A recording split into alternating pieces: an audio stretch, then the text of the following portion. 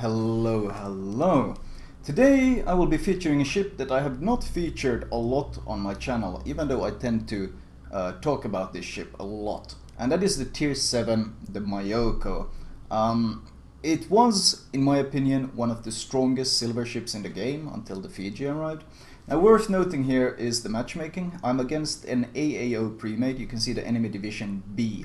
They are running double Belfast and Nagato. Now these are around 70% win rate, like 69 to 71, something like that. Around 70% win rate players, Unicum players. And looking at the division, double Belfast and Nagato, it's obviously that they're here to farm some easy wins because, as you probably know, I consider the Belfast extremely overpowered, as do many others, and especially the better the captain is, the more overpowered it's to play against.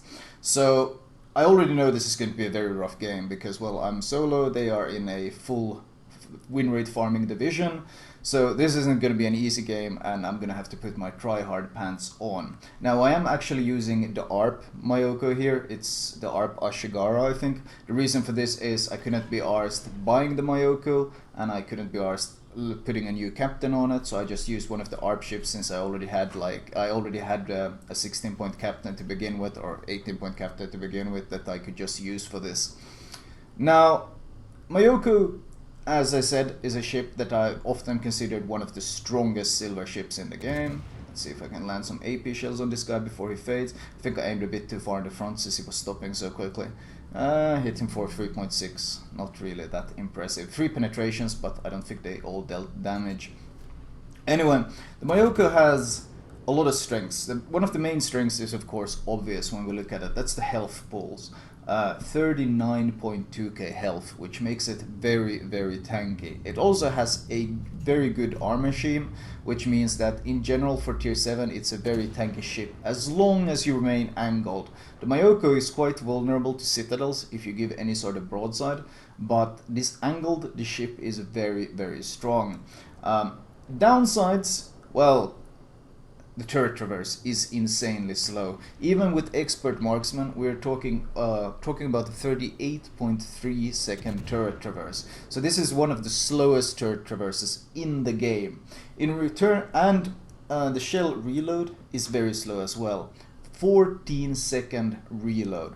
So it takes a long time for you to get your full volley off, and if you kite and turn away your middle turret, as you can see I was unable to fire my middle turret, you don't really have good firing angles to use it, and most of the time, in this case this Nagato is of course part of that AAO division, you don't want to be giving broadside just to make that middle turret fire. Instead you want to maintain your angling just so you don't get citadeled.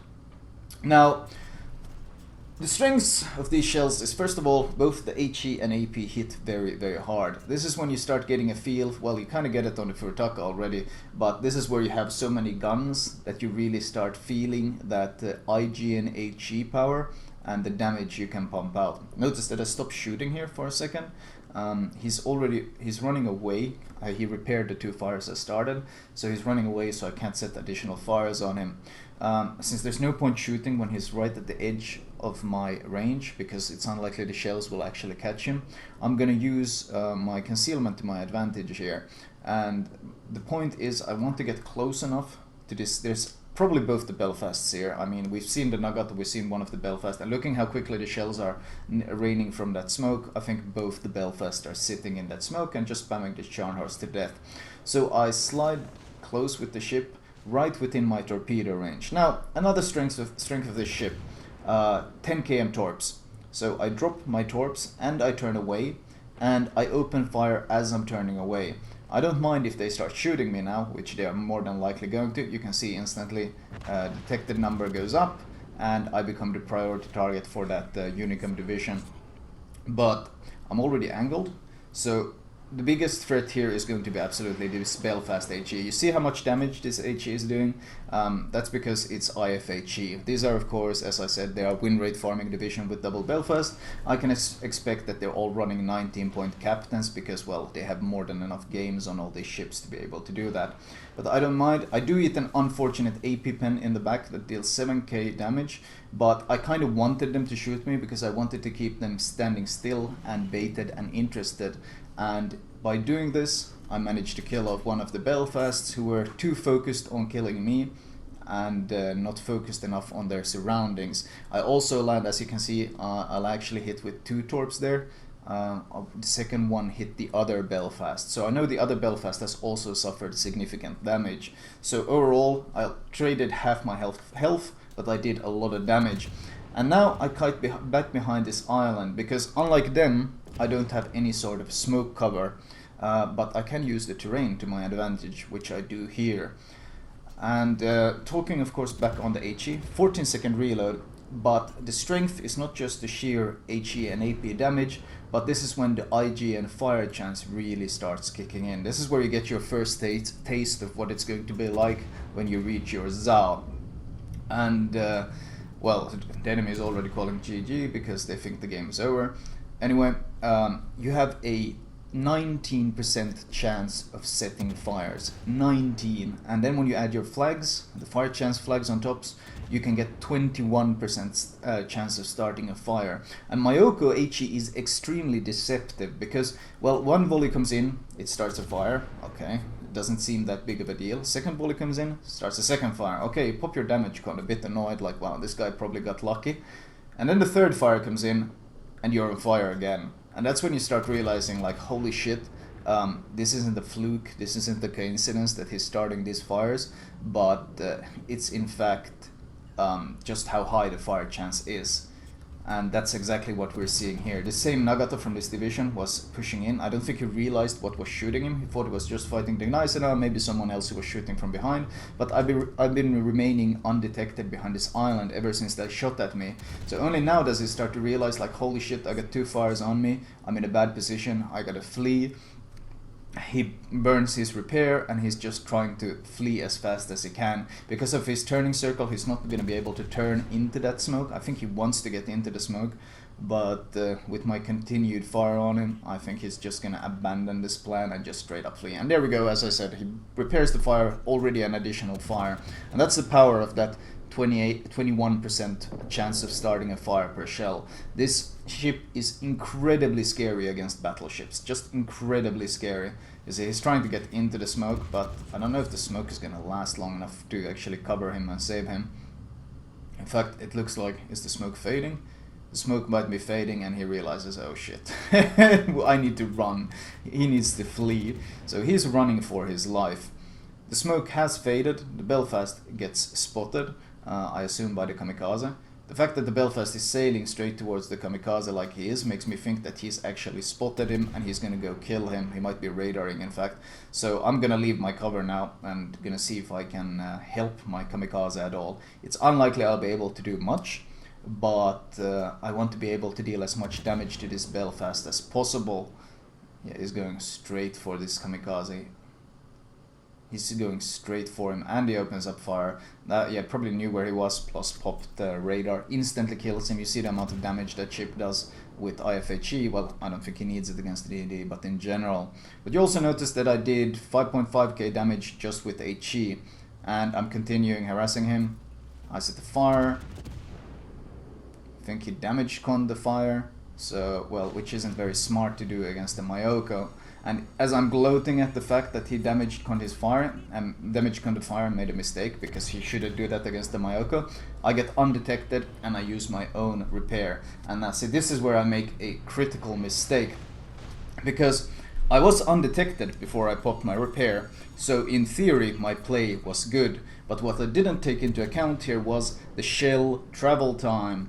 When he shot, I was barely just fading out of vision, and the shell travel time for him was more than the 5 seconds that my repair was active for. So I repaired as I got undetected, but his shells were already being fired at the moment. So he got very, very lucky, and the one shell that he landed actually set me on fire after I had used my repair. So now I'm forced to suffer with a full duration fire that I'm unable to repair, which does deal quite a lot of damage. And of course it increases my spotting range as well. Looking around into my spawn, I see a Hood, New Mexico and Myoko, all on my team who have been running away the entire game and are still full HP. The enemy is almost at 900 points and we got full HP battleships in my spawn. Not very impressed. The Belfast smokes up to start shooting me. But I make sure that I don't open fire, even though the Fuso and the Königsberg are both within range of my firing. I make sure that I don't open up fire on either of these because I want to remain undetected. As the Belfast has smoked up, not only does it tell me exactly where the Belfast is, it also lets me know that there's nothing else that could possibly spot me in the area. So I go straight for the A-cap, and I try to use my same torpedo trick, the one that hit both of these Belfasts earlier, and I drop the quick, fast and strong. These torps are very good, 10 km torps, and you can drop 6 per side. Not as good as what you get later on in the game, but for tier 7 these are very strong. Of course the torpedo angles are awful, and they're of most use when you can make a full turn. I often see Myokos try to like YOLO battleships and then they turn full broadside and they get deleted. And they are not really that much of an offensive tool in that sense, because they require you to expose so much citadel to be able to consistently use them. 866 points, but I'm very tempted to shoot here, but I need to make sure we get this cap, because this game has been a loss from the start, and I'm just struggling to keep my team in the game at this point. As soon as the cap is finished though, I start opening up on the Fuso, and instantly got a fire on him. He turns, he angles. Surprisingly, most of the battleships I've fought in this game have been disciplined enough to not repair the first fire. Well, the Nagato I understand, because he's, once again, Unicum players, they know to not repair the first fire on battleships. But the fact that even the random battleships have been doing it. And here I make my second mistake this game. I overturn a bit as I'm angling away, and that volley there could have easily done a lot more damage than it did. That was my second mistake in this game that I consider significant and worth pointing out. I wasn't paying enough attention to my steering as I was angling in and away, because you always have to angle in to shoot, and then you angle away in between shells if you're being shot at. And I wasn't paying enough attention to my rudder, and I gave too much broadside to the Fuso there. So I could have gotten significantly more punished during that turn. But luckily it is a Fuso. Dispersion is not the best, and he could only use his front guns, and with front guns and Fuso dispersion it was fairly unlikely that he would actually kill me. Got a first fire on him after his repair has run out, and well, with these shells it's only a matter of time, and we get a second fire burning on him as well. The enemy was, I don't know if you guys noticed, but the enemy was at 994 points right there. They're back up to 940 now, but one of my teammates got a kill, that's why they dropped to 940. And with the Fuso burning down, the Belfast shows himself. Now if the New Mexico had been smart, the New Mexico had killed the Belfast, because the Fuso was already a dead ship. Instead he shot the Fuso. Luckily though, I get off a good volley before the Belfast fades from vision, and I managed to kill him off as he was slowing down to smoke spam that New Mexico. New Mexico is spamming SOS. I don't think he understands that I already killed the threat that was against him. At this point we are down to a 3 versus 2. We have managed to reverse the score here. I use a quick AP volley on the Nürnberg since he was giving me broadside, and then I switch to HE as I fight the Cleveland, because the Cleveland is the bigger threat to me. I drop my torps as usual, but I'm not really planning on killing anything with them. I just want, in case I might go down, someone gets some lucky hit on me or whatever. Cleveland repairs the first fire. And as I've said before, when you fight Clevelands, you kind of want to use HE instead of AP, as you see me do here, because you deal pretty much full damage. It doesn't have enough armor to shatter your HE shells. And switch to the Nürnberg. Since I got a fire burning on the Cleveland, he can't repair, so I let the fire deal damage to him the entire time, and I fight the Nürnberg in between while my fire deals damage. And I switch back to the Cleveland, but the Cleveland does get finished off by one of my teammates. And the game does finally end here. Quite the struggle of a game, but 185,000 damage in the Myoko, pretty nice amount of credits and XP, and a total of 17 fires. Looking at the team score, it's of course very satisfying, not just topping the scoreboards with a good XP, but also managing to take on this pre-made that basically was set to win the game, set to crush us, and managing to not just kill both the Belfasts, but if we look at the detailed report, you can see I did 68,000 damage to the Nagato, and that's of course the power of the HE. And that was when I was using the terrain. Well, at the start I forced him to turn away and repair, and then when I tried to push the second time I used the terrain to my advantage and pretty much burned him to death. Someone else did eventually finish him off, but it tells you just how much damage was dealt during that time. I launched a total of 18 torps, only landed 2 of them, but they were both on Belfast, so very critical value for those torps. Fires, a lot of fires at 17, but once again, because of good discipline from the people I've fought and fired at, they, especially the battleships, waiting until they had 2 fires to repair it, means that the actual fire damage wasn't that high. I did manage to get my Wither though, which is of course a good thing. Anyway, I thought this was a good example of the sheer strength of the Myoko and why I still consider the Myoko an excellent tier 7 cruiser as long as it's played to its strengths. Anyway, let me show you guys my recommended build for this ship. Right, as usual, I will start off with the modules. Now, as I said, I used my ARP ship since I didn't actually bother buying the Myoko for this. But the build path of the Myoko is pretty straightforward, since you can really only go for hulls and torps. I would probably go for the B and even the C hull before going for the torpedo upgrade, if I even go for it. The B hull is of course the must-have first upgrade, you can't pick anything else. But I would probably go for the C hull for the much improved anti-air, well much and much, but still improved anti-air that it gives you. And maybe get the torps. Honestly, the torp upgrade is very sketchy. You get the additional torps just by getting the B hull, so the only thing that this upgrade really offers seems to be 3 knots of speed and about 1,000 damage, or 966, but in return you lose 0.1 km of torpedo detectability, aka 100 meters, and the reload time goes up a fair amount as well. So I mean, it's not really much of an upgrade, and if you want to save some XP and money, you don't really even need to get this torpedo upgrade at all. Anyway, moving on, module wise, well, consumable wise, I use the premium damage control, that's a priority, followed by defensive AA and catapult fighter. Of course, premium if you can afford it, if not, it's not really that necessary.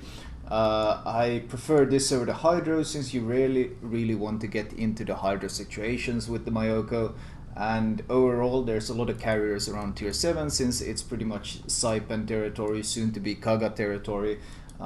There's just a lot of carriers around this tier in general. Upgrade wise, main armaments mod 1. Now here's some options. I personally use aiming systems mod 1, but since we are using defensive AA, the much more intelligent pick here would be AA mounts increasing this range to 6 km and 3.5 respectively, or well, a bit more actually, 3.7 I think. Anyway, this would of course be the optimal pick, but personally I've been using aiming systems mod 1 since, well, the times that I've used defensive AA on this has been mostly for personal protection, and that's kind of what I've liked it for. But that's not to say that the more optimal choice would probably be the AA guns mod here. And finally, steering gears. This is an issue that you have on all IJN cruisers, all the way from, I think, tier 5, might be even lower, all the way to tier 9 to the Ibuki. At the Zao you kind of get rid of this problem, but they tend to lose the rudder very often, so you absolutely have to go for steering gears. In fact, even the Atago has this issue, and in competitive people tend to run last stand on their Atago simply because they can't afford to lose the steering gears, and it happens so very frequently. And rudder shift finally, because, well, you saw me dodging, you want to be able to dodge those incoming shells. Captain perks wise, first priority is absolutely priority target. Follow it up with expert marksman. Your turret traverse is the biggest weakness of this ship, and by stock it's absolutely awful.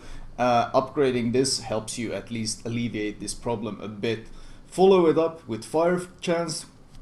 You saw how many fires I started, and this is by far the most viable thing. Things like Superintendent I only have because this is the same captain I use on the Arp Takao, which is basically an Atago that has a heal. So Superintendent is something you don't really need until tier 9 in the actual IJN line, so you don't need to get that early at all. So get the demo expert, follow it up with concealment expert. Once you have concealment expert and you get 12 points, then I would get adrenaline rush.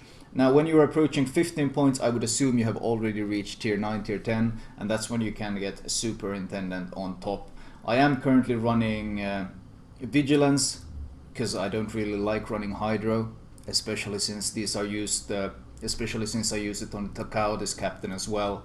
And in general, I don't really see any point going for any other perk. I would probably, the last point would probably be into double fighter planes or potentially preventive maintenance, but that would be the full 19 point perks. But honestly, on the Myoko, superintendent is completely pointless, and vigilance of questionable use since you're rarely going to be in torpedo range that much. Anyway, that was my Myoko commentary. I hope you guys enjoyed it.